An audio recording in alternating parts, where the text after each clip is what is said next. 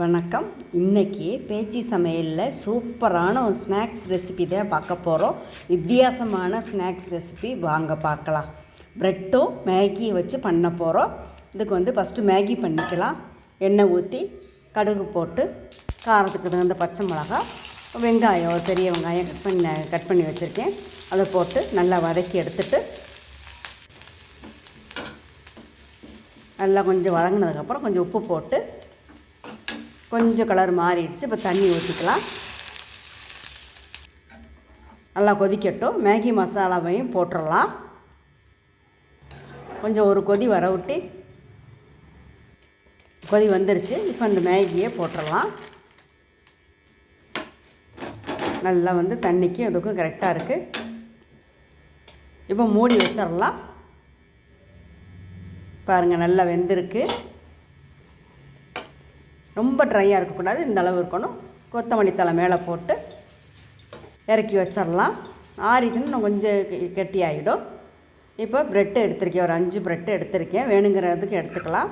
4 மூலையில் உள்ளதை இந்த கொஞ்சம் இதுவாக இருக்கிறத கட் பண்ணி எடுத்துட்டு, அப்புறம் ஒரு கிண்ணத்தில் 2 ஸ்பூன் கோதுமை மாவு, மைதா மாவு எது வேணாலும் போட்டுக்கலாம். போட்டு கொஞ்சம் கொல கொலன்னு கரைச்சி எடுத்துக்கலாம். தண்ணி இல்லாமல் கொஞ்சம் கொல கொலன்னு இது இருக்கட்டும். இப்போ இந்த ப்ரெட்டை லேசாக இப்படி அமுக்கி விட்டு கொஞ்சம் லேசாக தேய்ச்சிக்கலாம். இப்போ செஞ்சு வச்ச மேகியை எடுத்து அதில் வச்சுட்டு, இந்த ஓரத்தில் நம்ம மைதா மாவு கலக்கி வச்சோம்ல, அந்த மைதா மாவு அதை இந்த ஓரத்தில் கொஞ்சம் வச்சு ஒட்டி ஒட்டி வச்சிடலாம். அப்படியே சுருட்டணும். இதெல்லாம் வேகிறப்ப சரியாயிடும். பாருங்கள், இந்த மாதிரி சுருட்டி எடுத்துக்கணும்.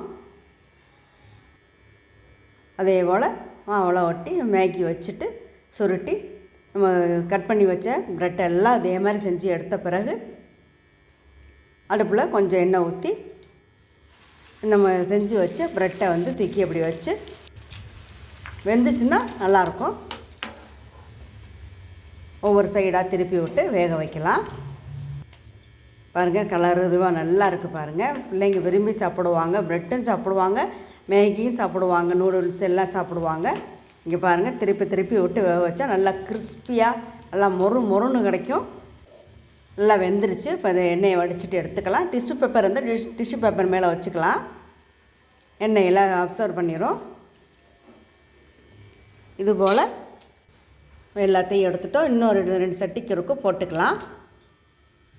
பாருங்கள், எடுத்தாச்சு. பாருங்கள், எவ்வளோ கிறிஸ்பியாக இருக்குது.